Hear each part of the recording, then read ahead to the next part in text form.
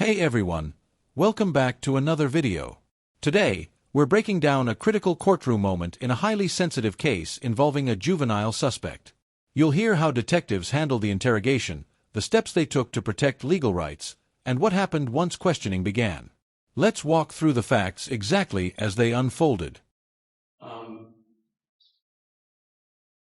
Now, when you were with Jose Rosa, did he ever ask you to be present when police were to speak with his son, Derek Rosa? Did he ever ask you that? No. Did anyone on the scene ever come up to you and say, Detective Elosegui, I want to be present when detectives question Derek Rosa? Did anyone do that? No. How long would you say that you spent at Amelia Oaks before returning to the station? It was rather quickly. Maybe after taking Mr. Rosa's statement shortly thereafter, I left en route to the station. And Mr. Rosa, just for clarity of the record, after speaking with Jose Rosa, you left for the station? Yes. Okay. So why didn't you just interview Derek Rosa in the police vehicle? Because I wanted to make sure that he understood all his rights, and I wanted him in a location like the police department where we have an office, that it's a better setting for him to focus and understand everything I tell him, inform him of his rights and everything. So it's just a peaceful environment right there. So would you say that if you were to interview him in the police vehicle, that there may have been distractions all around you? Yes.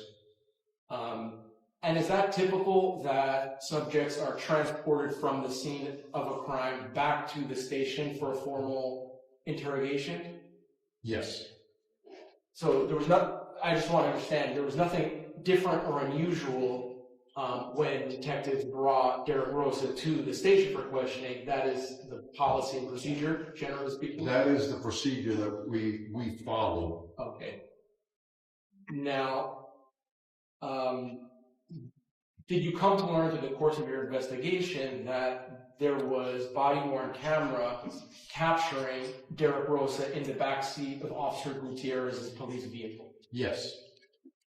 Now, to your understanding, did anyone harass, bother, try to intimidate Derek Rosa while he was inside the police vehicle of Officer Gutierrez?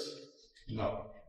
Detectives testified that no one, including Derek Rosa's father, ever asked to be present during Derek's questioning, and after briefly speaking with Jose Rosa at the scene, they left and transported Derek to the police station.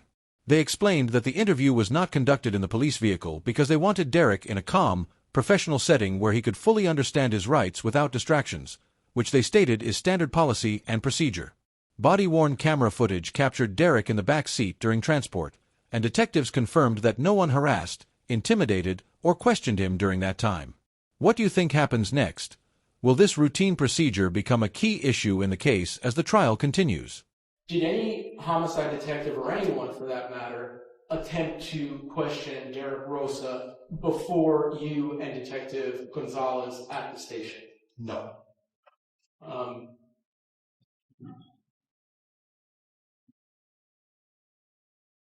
To your knowledge, based on your knowledge of the investigation, was the time that Derek Rosa was in the backseat of Officer Gutierrez's police vehicle to the time he arrived at the holding cell of the police station captured on video? Yes.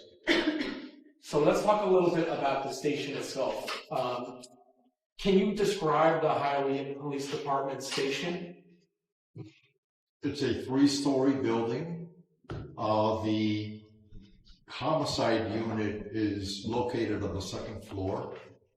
It has the juvenile section on one end. It has the property crimes, and then it has the homicide section. The juvenile section has a holding cell attached to it where most of the juveniles are placed there. And You know, it's a long hallway. It has a bathroom, water fountain, and everything. Yeah. So the night that Derek Rosa was brought to the holding cell by Officer Gutierrez, did he have access to a toilet? Yeah, there's a toilet in there. Now, regarding any requests that Derek Rosa may have made to anyone, were you aware of Derek Rosa asking for any food prior to questioning? No. Were you aware of Derek Rosa asking for any water before questioning? No. To your knowledge, did Derek Rosa ask Hialeah police for anything that wasn't provided to him? No.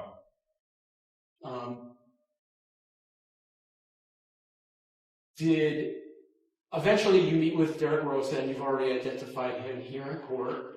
How did you first make initial physical contact with Derek Rosa? I make physical contact, I believe, in the hallway of the second floor, and then I follow him in, or actually, I don't know if I was first with the patrol officer escorting him, or vice versa, and I sit him down in an interview room. It's an office which is, it has a desk, it has like 4 chairs in it, comfortable chairs. It's got a round table in the center, and I would say that the room is probably, give or take, maybe 9 by 10. So it's a good size. It's an office. Now, returning to the station itself, are there emblems, signs, shields throughout the station that show that that is in fact a police station to people who are inside of it? As soon as you pull into the compound, which the address is 5555 East 8th Avenue in Hialeah, in the front of the building it says Hialeah Police Department, and there's a large badge, a large gold badge that says police on it. What were you and Detective Gonzalez wearing when you spoke with Derek Rosa? I was wearing a shirt,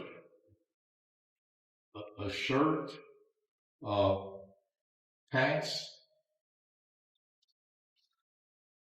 and so would it be fair to say professional attire? yeah, professional attire. Is that what detectives who work for major crimes tend to wear? Yes. When they're on duty, at least? Yes. Now, Officer Gutierrez, can you describe how he was dressed? Police uniform. Okay, so when you say police uniform, badge, insignia, things of that nature? Yes, patches that say police, Hialeah Police, the visible badge on his shirt, gun belt, dressed like a uniformed police officer. Now, are you wearing your issued firearm? Yes. Where was that on your body? I believe on my right side. Okay. Was it holstered? Yes. Did you ever take your police-issued firearm out of your holster? No. Did Detective Gonzalez ever take his police-issued firearm out of his holster? No. Detectives said no one questioned Derek Rosa before he reached the station, and his transport was fully recorded on body camera. The police station was clearly marked, had a juvenile holding area with a restroom, and Derek did not ask for food, water, or anything else. He was brought to a normal office-style interview room. The detectives were dressed professionally, officers were in uniform, and although detectives were armed, their weapons stayed holstered and were never shown. Do you think these details matter when the court decides if his statement was given fairly? Did you or anyone ever show any firearms or weapons to Derek Rosa during the time that you were with him? No, when we were with him, we were sitting down in a table on opposite sides, and actually the table is taller than our waist area, so it's the firearms out of view. When Officer Gutierrez brought you Derek Rosa, was he wearing handcuffs? I don't recall at that time. All I can tell you is when we got him in the room and all that, he was not handcuffed. I believe that they may have been taken off at our request or something, but during our interview, he was not cuffed. And why was it important to make sure that he was not wearing handcuffs while you were interviewing him? Because I wanted him to feel comfortable. I wanted him to review paperwork where he needed his hands to grab the paperwork to read. And it's just at that point, he did not pose a threat. So I saw no need for him to be handcuffed. Let me ask you, before speaking to Derek Rosa, did you threaten him? No. Did you apply pressure to him? No. Did you make him promises? No. Did you accuse him of being a killer or anything like that? No. Was it important for you to try to build a rapport with him? Yes. And when I say rapport, what is the goal? What is your goal or purpose when you're speaking to Derek Rosa about what may have happened? Well, the first thing I want to do is I want to make sure that there's no doubt that he understands his Miranda rights before he even starts to explain what happened. So I make sure that he fully understands, and if he has any questions, he can go ahead and feel free to ask, or whatever. That's the main thing. As far as when he waives his Miranda and provides the statement freely and voluntarily, I want him to speak the truth. That's what I want to get, the truth coming out of his mouth, not leading him anywhere or something. Just let him communicate and tell me what happened, and then ask him questions. When you spoke with him, would you say that you were speaking to him softly, gently, or loudly? Tell me about your tone of voice. It was a conversation that we were having, like two people speaking. I was very, very calm with him. We both communicated like you and I are speaking. That's basically it.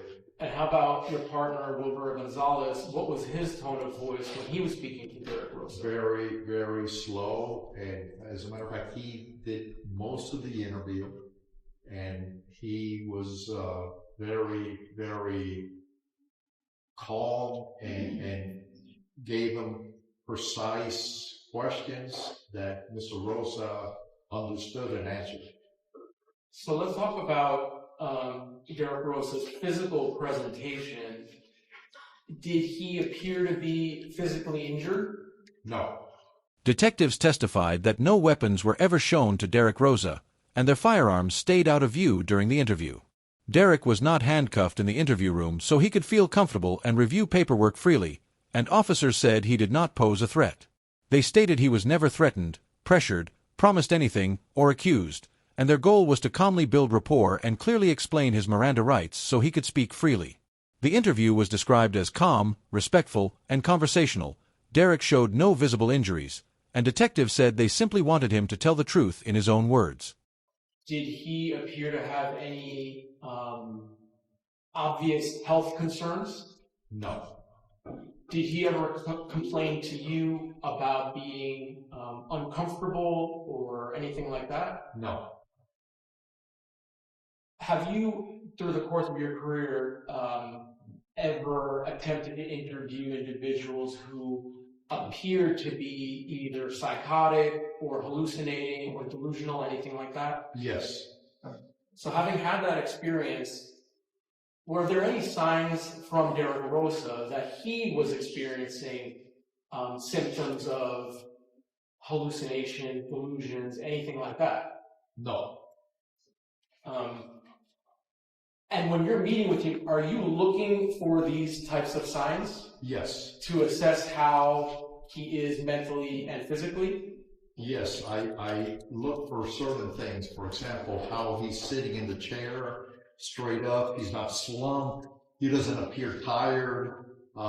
He is focused with what is being asked of him eye contact, sitting straight in the chair, and I looked for all these things: slurred speech, any motor skills impairment or anything, and nothing of that was present with him. What about his body language? Would you say that his body language was that of a normal 13-year-old? Yes. Was he appropriately gesturing with his hands? Yes. How about his eye contact? Was he making eye contact with you when appropriate? Yes. Was he making eye contact with Detective Gonzalez when it was appropriate? Yes. Was there anything based on his mannerisms that suggested to you that he may have some deficits or problems that caused you any concern? No. And you mentioned earlier about him noticing that he was sitting upright and was awake. The fact that it was late at night, why didn't you just say, hey, Derek Rosa, we're going to put you to bed and we'll talk to you in 12 hours? Why didn't you do something like that? Because I saw no indication that he was tired or anything. He was communicating well. He was speaking. He was wide awake, and he never told me he was tired or needed to get some rest, because if not, I would go ahead and comply and make sure that he got some rest prior to questioning. Okay. So let's begin with introductions. Did Derek Rosa indicate to you all that he was doing good initially? Yes. And I think, is that a direct quote? When asked how he's doing, he said he's good? Yes, direct quote. At any time during the interview, does he ever say that I'm doing bad or I need help, anything like that? No, not at all. Does he ever stop you during the interview to make a request to use the restroom? Yes, he does. Other than his request to use the restroom, did he make any other requests of you during the interview that were unfulfilled? No. Detectives said Derek Rosa showed no health issues, never complained of discomfort, and displayed no signs of hallucinations, delusions, or mental impairment. Based on their experience, they observed that he was alert, sitting upright, focused, making appropriate eye contact, speaking clearly, and showing normal body language for a 13-year-old. Even though it was late at night, they saw no signs of fatigue, and Derek never asked to rest or stop the interview.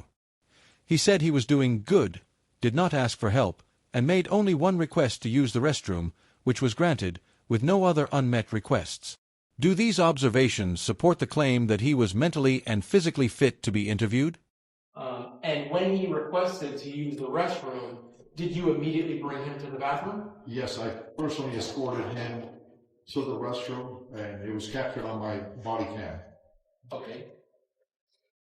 So, when Derek Rosa is seated in the chair, did he appear to be physically comfortable? Yes. Did you notice that there was some blood on his hands? Yes, I did. And during the interview, did he in fact indicate to blood on his hands and shirt? Yes, as a matter of fact, he actually held out his hand in motion to the blood.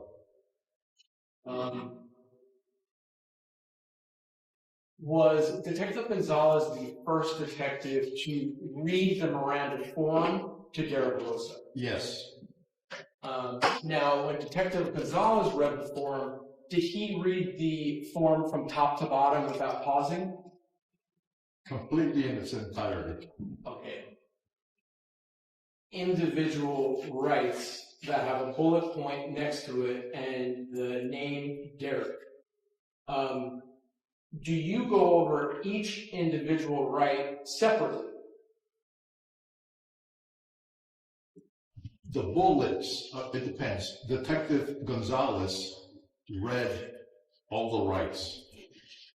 When Derek, I got the form and I handed it to Derek so he could personally read the form. Now, I had him read it out loud. He asked me, as a matter of fact, do I read it out loud? And I said, yeah, go ahead. By him reading it out loud, number one, it tells me that he knows how to read. There's no doubt there. So he reads every section, and if he understands that section, I instructed him to go ahead and initial the form. At that point, he tells me I don't have initials, I write my name, so I said, go ahead and write your name. So after each section, I confirm with him that he understands that, and then I have him write his name right next to the bullet point, so forth, so on, until its entirety, and then I have him read the actual bottom disclosure where he agrees to waive the presence of an attorney to give a statement. So why was it important for you to pause after every right as you were administering the rights to the defendant? Because I wanted to make sure that, number one, he wasn't overloaded with information. I wanted to make sure that he knew every section and understood it before he went on to the next right. I wanted it done this way for his benefit, so he understood his rights completely. So while he was reading the rights on the form, did he seem to be actively listening to what you were saying? Yes. Would he ask for clarifying questions if he didn't fully understand the right?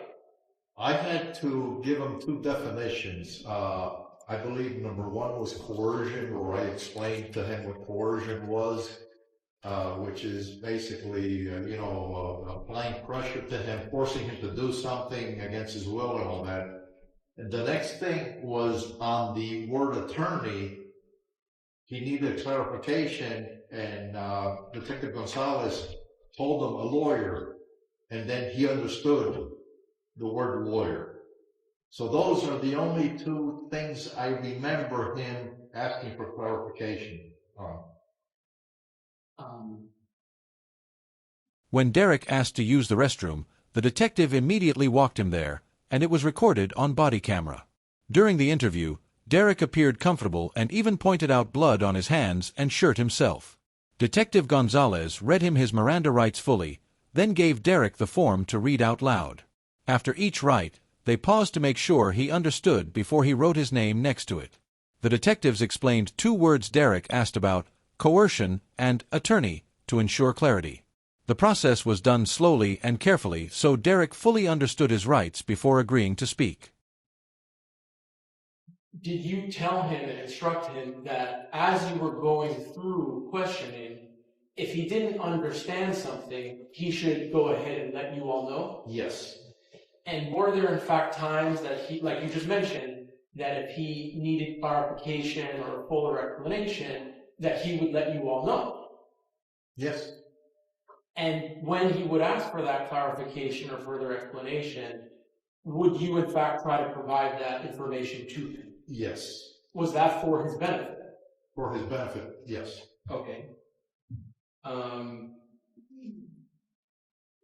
Regarding the word attorney, when he was explained that an attorney is a synonym for lawyer, did he then say, okay, yes, I do understand, or something to that nature? Yes. Okay. After having gone through the entire form, do you then, before questioning, break it down and confirm that it is in fact his wish to provide a statement without a lawyer being present? Do you confirm that at the end of all of this? Yes, I do. And having confirmed that, what was his wish? Did he want to speak to you? Yes. Okay. Was there any, at that time, hesitation, reservation at all from Derek Rosa before you proceeded into question? None whatsoever. Okay.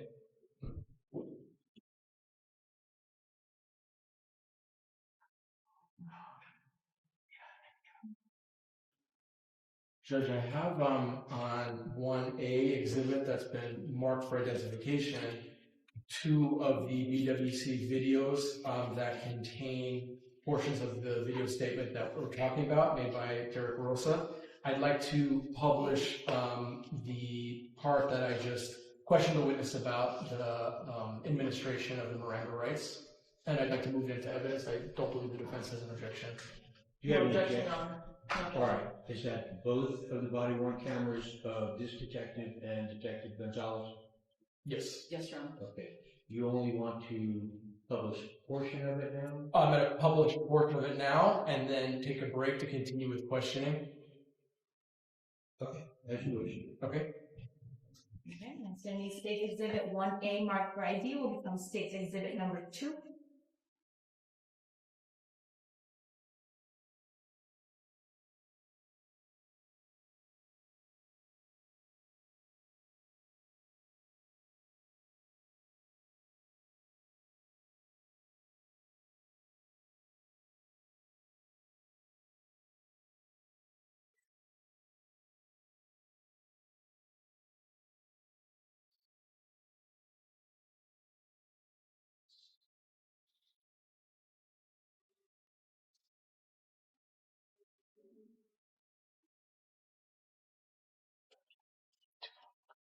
And Judge, we're going to publish this video that was captured on Gonzalez's BWC, but the Velocity BWC is here as well. Okay, please designate for the record so that if any review is necessary, a reviewing court knows exactly what you're playing right now. Do it by time if you want. Yes, Judge. I can tell you that it is labeled video statement dash defendant parentheses W Gonzalez, and the date is October 13th, 2023. The time is 02:38:13 seconds. That's AM. That's 2:38 a.m. Yes. And that's on Detective Gonzalez's. Correct. Permission to publish? Yes, you may. Okay.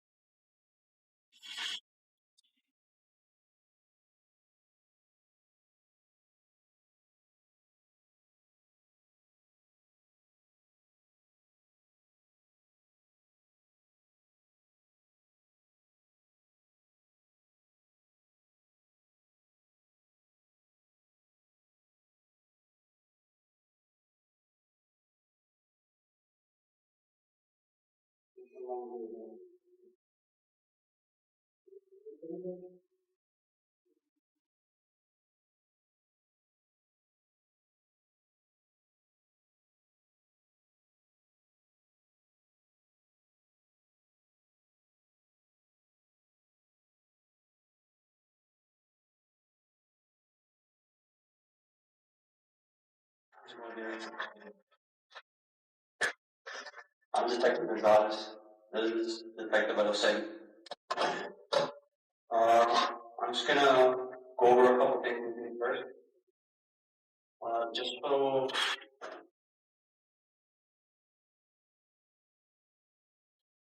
for the record, today's date is Friday, October 13th, 2023, and the time is currently 2:40 a.m. And this is in regards to case, Joe? 2023? Yeah, the case number is going to be 2023-02953, an incident that happened at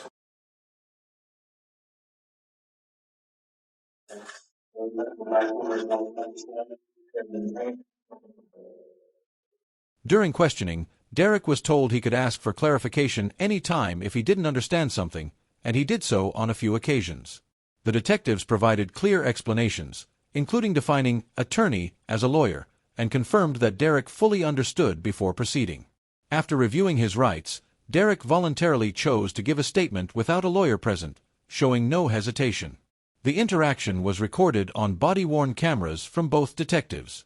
The video was later submitted as evidence, capturing the start of the interview on October 13, 2023, at 2:38 a.m., with Detective Gonzalez beginning the questioning professionally and calmly. Do you think Derek fully understood his rights before giving his statement? You go to school, right? What grade are you in? Eighth grade. Eighth grade? Good student? A's and stuff like that? What reading class are you in right now? You know? What do you take, language arts. Language arts? Okay. So you can read with no problem? Yeah. Okay. I'm gonna read you something first, and then, you can read it afterwards, okay? Before we ask you any questions, you must understand your rights. You have the right to remain silent. Anything you say can and will be used against you in the court. If you have the right to talk to a lawyer for advice before we ask you any questions, and to have a lawyer present with you during questioning. If you cannot afford a lawyer, one will be appointed for you before any questioning if you desire. If you decide to answer these questions now without a lawyer present, you still have the right to stop answering at any time or until you talk to a lawyer. Waiver of rights. I have read the statement of my rights and I understand what my rights are. I am willing to make a statement and answer questions. I do not want a lawyer at this time. I understand and know what I'm doing. No promise or threats have been made to me. No pressure or coercion of any kind has been used against me. Okay?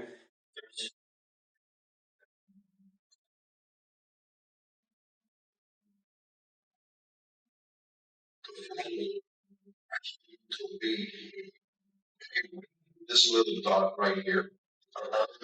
Yes. Before we ask you any questions, you must understand the rights. Okay, you understand that? Okay. Initial this little dot. It means that you understand that, yeah, it's your initials.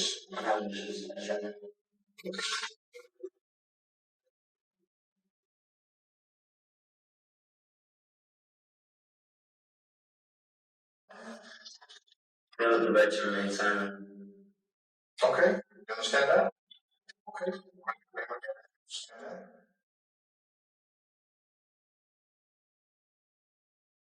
Okay. Read this line right here. Anything you say can use against you and before. Okay, you understand that? Go ahead, the same procedure, just go ahead and put your image. Or go on to the next line. You have the right to talk to a lawyer for advice before we ask you any questions.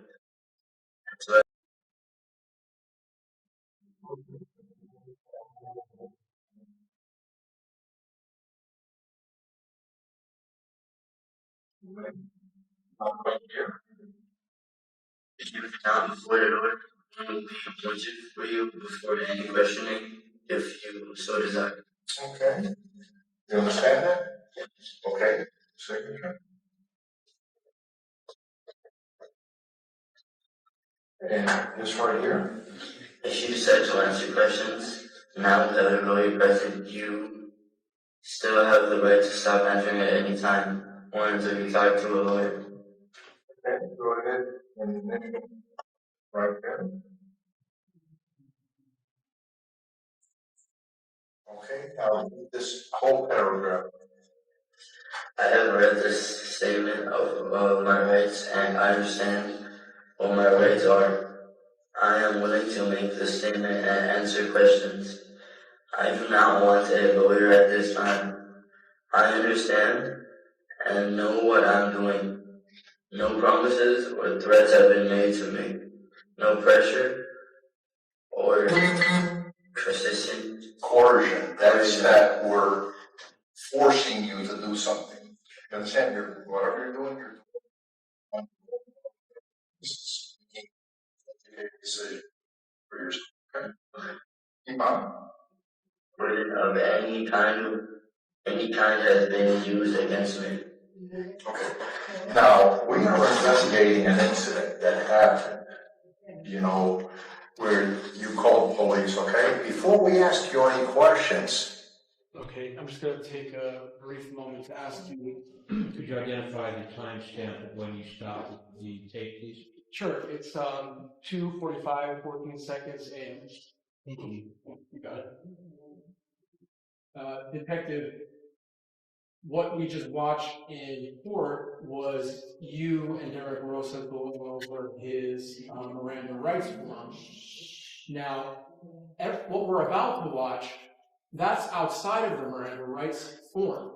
Was that your effort to make sure that Derek Rosa fully understood and comprehended what he had just read out loud to you? Yes. Before the questioning began, the detectives confirmed that Derek, an 8th grader and capable reader, fully understood his rights. They went through the Miranda form carefully, explaining that he had the right to remain silent, the right to an attorney, and that he could stop answering questions at any time. Derek read the form aloud, signed where required, and confirmed that he wanted to give a statement without a lawyer present. The detectives ensured he wasn't pressured or coerced and that he made this decision voluntarily. This thorough review was captured on body cameras and confirmed in court as an effort to make sure Derek fully comprehended his rights before proceeding. Do you think this process helped Derek feel more comfortable before giving his statement? Why didn't you just jump right into taking his statement without trying to ensure that he fully appreciated what he was doing?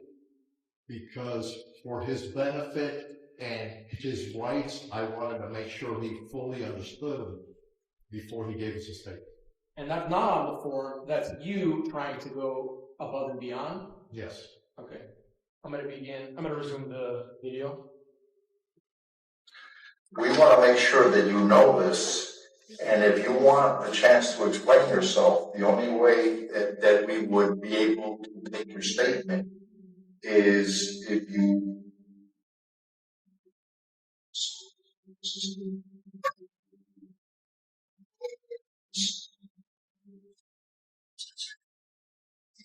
someone that can represent you in legal matters.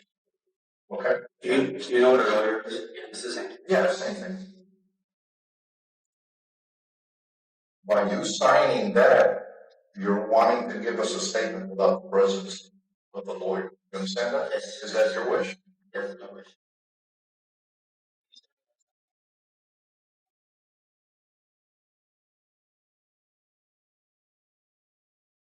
But at any time while we're talking, if you have any questions or something,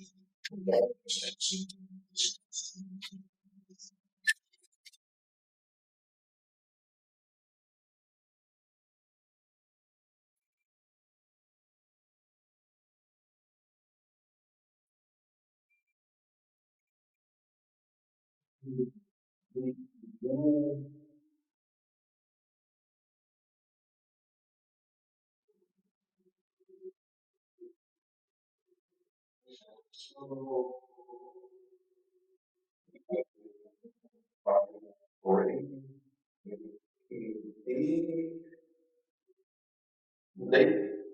10/13/2022. Derek, can you state your full name for the record? Zoom. Huh? Zoom. Yeah, everything your full name. Okay, I'm pausing at 2:47:09 seconds.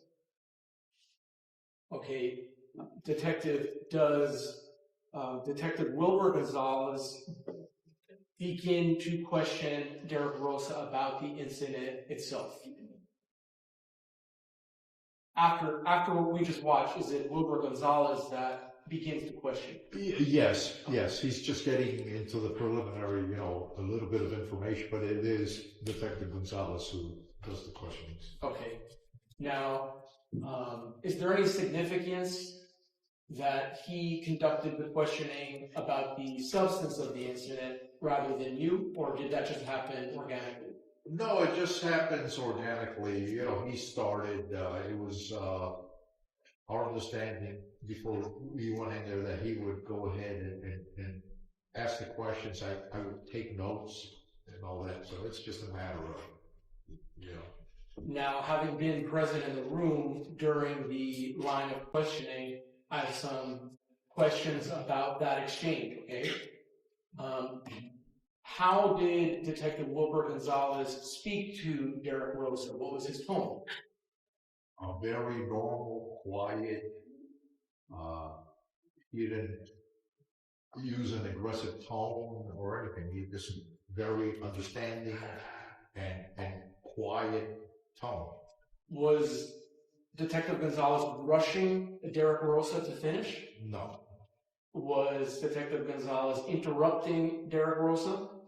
no, Were Detective Gonzalez's questions open-ended? yes, Before taking Derek Rosa's statement, the detectives made sure he fully understood his rights and was comfortable proceeding without a lawyer. They explained what an attorney is, confirmed his wish to speak voluntarily, and had him write his name and sign the form. This careful process ensured Derek knew exactly what he was doing and could ask questions at any time. Once that was confirmed, Detective Wilbur Gonzalez began questioning him calmly and quietly, using open-ended questions without rushing or interrupting, while the other detective took notes.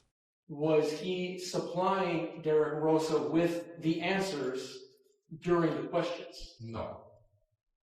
And can you sort of explain what you mean when you agree that the questions were open-ended versus him being led? Tell me about that difference.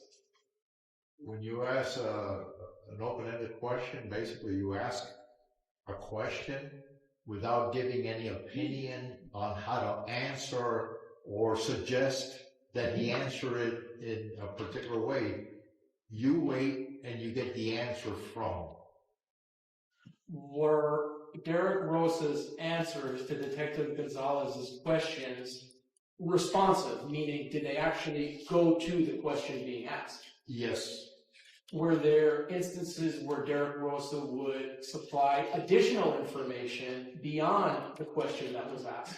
yes, Did you, having been there and being part of the interaction, did it seem to you that Derek Rosa understood the significance of what he was saying? yes, Would you say that he was expressing clear displays of emotion? I didn't see any emotion in his face, to tell you the truth. Were you surprised that Derek Rosa wasn't showing any emotion given the nature of the statement? Yes, Did you, understanding that he wasn't showing emotion, did you ever try to make him feel bad or guilty or ashamed about what he was telling you? no, Were you and Detective Gonzalez fairly matter-of-fact about how you reacted to what he was saying? yes, Did you give him a full opportunity to explain his answers? yes.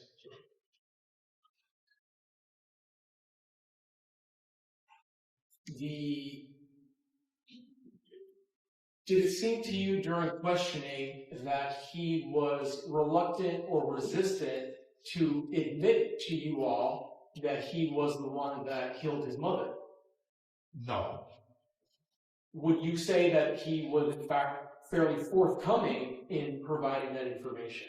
yes, And referring to the video evidence itself, it's about 26 minutes long. In a spectrum of a short interview versus a long interview, would you say that this was a fairly short interview? it was a short and to the point interview. Are there occasions as a detective where you have to be with the subject for hours and hours and hours trying to extract information from them? Yes, Maybe challenging a subject, showing them other evidence to show their guilt. Did that ever happen here? no, The information that Derek Rosa provided, was that based on his recitation of what he remembered happening? yes. Grounds. Your Honor, the video speaks for itself. You can't speculate as to why Derek Rosa said Can you what hear he the said. question again, please? I go with God. That's fine. Okay, I'm go ahead. fine. did you ever, or Detective Gonzalez, present to Derek Rosa evidence of his guilt during your questioning with him? No. The specifics of what Derek Rosa told you and Detective Wilbur Gonzalez through the course of the investigation, were you able to establish the truth of what he was saying? Meaning, what he told you turned out to be corroborated by other evidence, is that correct? Yes, during the course of the investigation, yes, Right. yes. So, as I understand it, based on information Derek Rosa gave you, detectives were able to corroborate that information in other forms. Is that fair to say? Yes. Okay. This ends our look at Derek Rosa's interview and how the detectives carefully made sure his rights were respected. From explaining his Miranda rights to asking calm, clear questions, the detectives worked to get the truth without pressuring him. The information he gave was accurate and backed up by other evidence, showing how important following proper procedures is in a case like this. If you found this video helpful, don't forget to like, subscribe, and leave a comment. Your support helps us bring more real courtroom and crime stories to you.